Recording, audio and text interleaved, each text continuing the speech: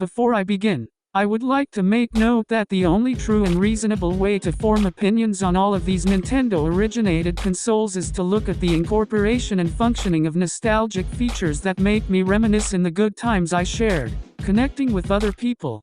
Those features of course being the 3D slider featured on almost every Nintendo system to date. Another feature worth naming is the Intel i9 dual-core processor, which was introduced by the developers in the more recent consoles, but nothing to be taken away from the nostalgia featured in the precise and clear framework in other Nintendo licensed systems such as the Sega Dreamcast. Another namely feature that I will be assessing in this tier list is Nintendo's iconic motion controls, which clearly were honed to perfection as seen in almost every system released by Nintendo. I would like to start off the list with regards to the fact that the only games that really failed me on terms of motion controls is Super Mario Galaxy for the SNES. Luckily on the GameCube, a sequel saw the light of day that really made the 3D slider show its true capability, especially paired with the Intel i9 dual-core processor. For this reason I am going to have to put the Atari 2600 in a modest S tier for the time being. Next, I'll move to the GameCube. This console encapsulated so many childhood memories growing up, especially the moment I beat Super Mario Sunshine. The use of the 3D slider on the GameCube is simply impeccable. This is especially paired well with the GameCube's ultra-high-speed SSD and motion sense joysticks. For these reasons I am going to have to place the GameCube at a modest S tier as well for its nostalgia factor in Super Mario Sunshine and the fact that it did not feature Super Mario Galaxy, which has to be consensually the worst game of all time.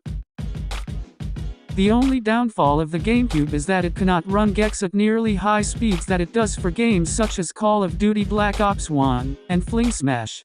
The use of the 3D slider on Gex just does not deserve to be compared to the likes of Super Mario Sunshine, so I will have to deduct 2 points. Luckily for the GameCube, it does support motions as featured in Skyward Sword, which collectively rebounded the GameCube's tarnished image at the time. Moving on to the SNES, it ran games like Fling Smash very well for its time. This console features the crucial time-skipping feature of Homebrew, which Nintendo intended and has proven to show the integrity that Nintendo puts into these systems. For the intellectual revolutionary idea of Homebrew, I will have to add 10 points. The Intel i7 dual-core processor and SSD on the SNES just does not compare to that of the GameCube's Intel i9 dual-core processor. For this reason I will have to deduct 5 points. Another major downfall for the SNES is that it does not feature Skyward Sword, which automatically means that the motion controls of the SNES just don't hold up to standards, unlike the GameCube. However, a major plus of this console is that it does not feature Nintendo's newest release, Super Mario Galaxy. It is very sad to see that video games just aren't what they used to be, looking back at games like Fling Smash, Gex, and Super Mario Sunshine. However, it did feature some blockbuster releases that I enjoyed myself, including Super Mario Galaxy 2. For all of these reasons I will have to put the SNES in a humbling F tier. Moving on, I will now evaluate the Nintendo Sega Dreamcast. This console started the renaissance of video gaming with all of the nostalgic features such as the 3D slider and motion controls. This console is the best portable console by leaps and bounds. The dual-core i9 processor featured in the Dreamcast really set the bar high for other portable consoles to come. The HD 4K graphics featured in games like NBA 2K, Nintendo really hit a home run with this system. Another great feature included with the Dreamcast is a port of Super Mario Sunshine, which really shed a new light on the game in my opinion. For all of these reasons, I will have to put the Dreamcast in F tier. Before I continue I would like to point out that this is only my opinion. If you don't agree with it you are wrong, but that is perfectly fine because we all make mistakes. Please do not leave hate in the comments for how wrong I am because it is just not true. I am an expert on everything, so that wouldn't really fare well for you. Moving on to the Wii U. Before I discuss the Wii U I have to tell you about a creator named Scott the Woz. Hey y'all, Scott here. Before I was introduced to Scott the Woz, I never realized how much of a beauty of a console the Wii U really is. There have been some blockbuster titles on the Wii U such as Paper Mario Color Splash, as well as Chibi Robo Ziplash, which is consensually the greatest game of all time.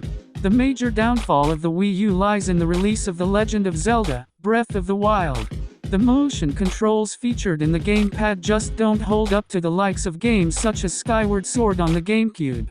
While the motion controls really hold the Wii U back from what could have been, it has an excellent NVIDIA GeForce RTX 2060 Super featured inside the Wii Remote to make up for the lack of motion controls. Another factor that holds back the Wii U is the lackluster i7 dual-core processor. It just doesn't work like how it used to with today's i9 dual-core. For these reasons I am putting the Wii U at a sold A tier. Moving on to the 3DS. For starters, this handheld system does not feature a 3D slider, so I will need to deduct 10 points before I further evaluate. On the other hand, the Nintendo 3DS has to have the greatest library in the history of video games, including titles such as Chibi Robo Ziplash, Bowser's Inside Story, and Skyward Sword. However, the point where the 3DS falls short is its portability. Unlike the GameCube, the 3DS lacks in portability, and it is probably the heaviest thing I have ever picked up in my entire life. Here is why. The 3DS gets its weight from the built-in Ryzen 2000 series CPU. While the CPU holds this handheld system back from what it could have been, Nintendo has really outdone themselves with the 3DS and cemented them as the all-time great video game developers. For these reasons I am going to have to put the Nintendo 3DS in a high S tier, just behind the GameCube. Finally, I will evaluate the atrocity that is the Nintendo Switch. This is the only time that Nintendo has failed to market one of their systems.